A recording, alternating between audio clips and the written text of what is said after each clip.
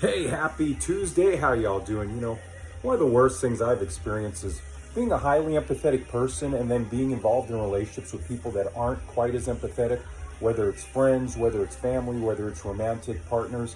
And instead of what you should do as an empathetic person, what I should have done is I should have, pretty much influenced them to become more empathetic. But it was the opposite. I kind of became less empathetic and wanted to fit in, and I respected these people. I looked up to them and different things like that, especially romantic partners and everything. I kind of listened to them and let them influence me to be less empathetic.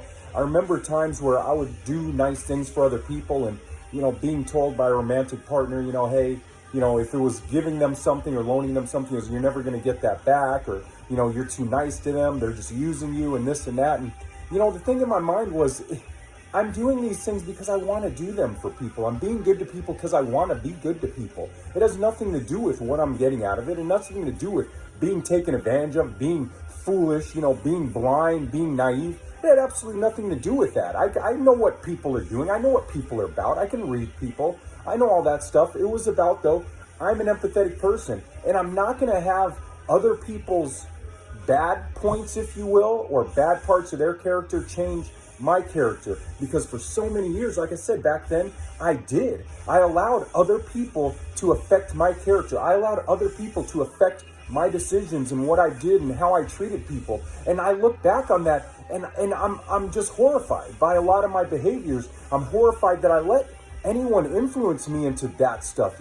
I wish that I would have listened to more positive influences, and I would have let positive influences, be what I looked towards, be what inspired me. But at the time I didn't, like I said, a lot of it was fitting in, a lot of it was trauma, a lot of it was, just listening to foolish voices, a lot of it was, immaturity, the list goes on and on. But like I said, looking back at that stuff, I'm horrified by a lot of my behaviors, and I'm just like, as empathetic as I am, I do not know why in any reasonable way, shape, or fashion I let people influence me to become less. And I vowed to myself I will never, ever do that again. So I see that happen a lot with people. A lot of empathetic people, they get in a relationship with people that aren't quite as empathetic, and instead of bringing that person into a higher level of empathy, they kind of stoop down because it's easier. It's easy to not be empathetic. It's easy to not care. It's easy to treat people awful. That stuff's easy.